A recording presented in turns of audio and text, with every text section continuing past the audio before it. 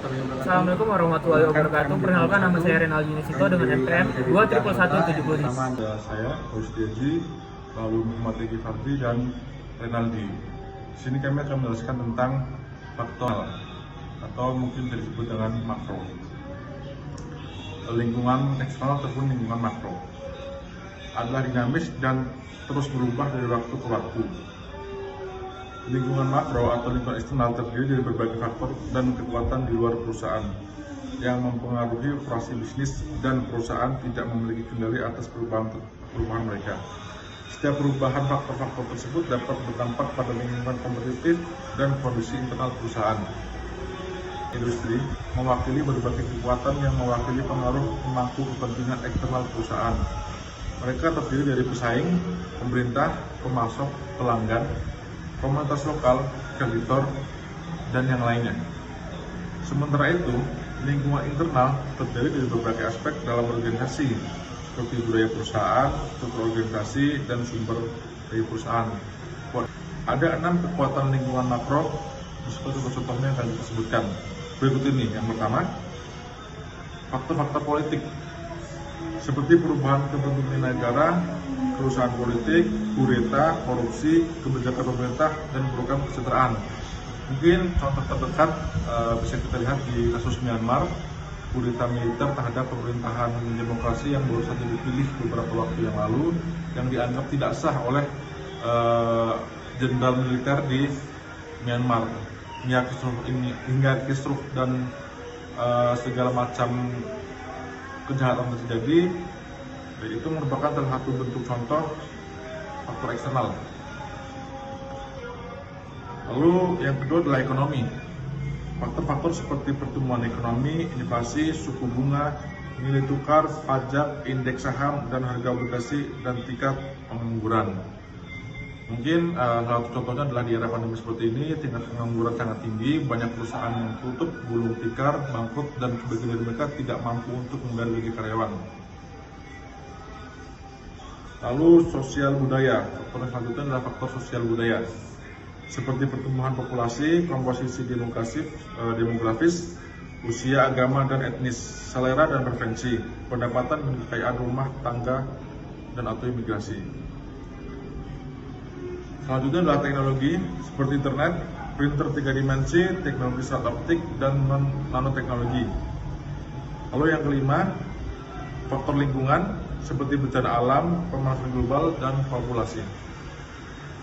Dan yang terakhir adalah hukum, seperti peraturan persaingan, perlindungan konsumen, persyaratan kesehatan produk, peraturan emisi karbon, kebijakan perdagangan, dan kebijakan lingkungan. Keenam faktor yang telah disebutkan tadi bisa bersifat lokal, dalam lingkungan kecil, nasional, atau bahkan internasional atau global, untuk yang lebih besar lagi. Bagaimana lingkungan makro mempengaruhi bisnis? Lingkungan makro mempengaruhi keputusan, profitabilitas, dan fungsi perusahaan, dan mereka tidak memiliki kontrol absolut tentang mengarahkan dampaknya demi keuntungan mereka. Perusahaan perlu mempertimbangkan faktor-faktor ini dalam perencanaan strategis mereka. Saya akan ambil contoh, misalnya perusahaan asuransi. Salah satu sumber pendapatan perusahaan asuransi yang tidak termasuk premi adalah pendapatan investasi. Untuk mengalokasikan investasi ke kelas aset yang tepat, mereka harus memprediksi tren masa depan dari beberapa indikator ekonomi seperti indeks harga saham dan obligasi, suku bunga, pertumbuhan ekonomi dan inflasi. Katakanlah sebuah perusahaan memprediksi bank sentral akan menaikkan suku bunga kebijakan tahun depan.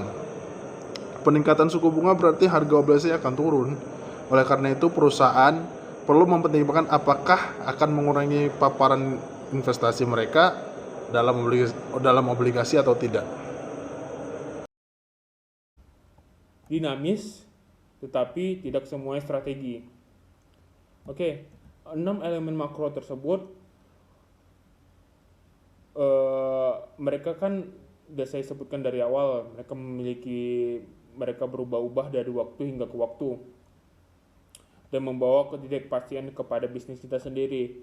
Dan beberapa faktor bisa signifikan juga di perusahaan tertentu, tetapi tidak di industri yang lainnya. Jadi kita harus memasukkan semua faktor saat menganalisis perusahaan. Setelah kita menganalisisnya, terus kita akan memilih fokus saja kepada faktor yang signifikan bagi perusahaan kita tersendiri. Perubahan elemen makroekonomi menghadirkan peluang sekaligus juga ancaman.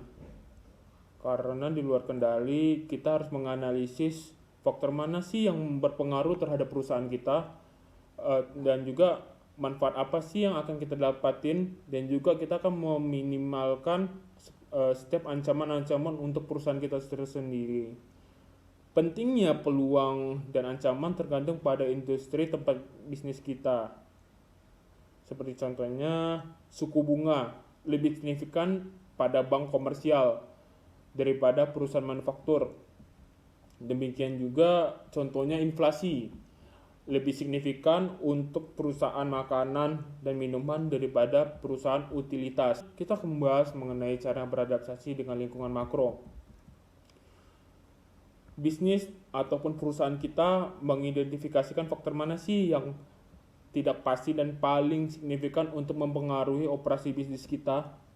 Maka dari itu kita harus memiliki kunci dan menentukan signifikasinya. Biasanya langkah-langkah dalam analisis lingkungan makro melibatkan tahapan berikut.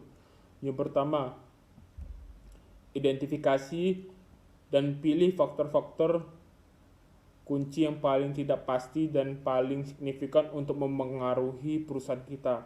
Yang kedua, tentukan tren masing-masing faktor, apakah bergerak ke arah yang menguntungkan ataupun tidak. Yang ketiga, klasifikasi faktor-faktor ini di setiap peluang maupun ancaman. Yang keempat, mengevaluasi signifikansi setiap peluang atau ancaman terhadap kinerja perusahaan dan kemungkinan terjadinya. Kemungkinan besarnya kita akan menggunakan analisis SWOT. Selanjutnya kita akan memetakan dan menghubungkan peluang dan ancaman ini dengan kekuatan dan kelemahan dari internal perusahaan kita tersendiri. Jadi menurut saya idealnya itu kita harus memanfaatkan peluang dengan memanfaatkan kekuatan internal yang ada dan meminimalkan dampak ancaman terhadap kelemahan dari isi internal perusahaan kita tersendiri. Oke, sekian dari saya. Wabillahi taufiq wal hidayah. Wassalamualaikum warahmatullahi wabarakatuh.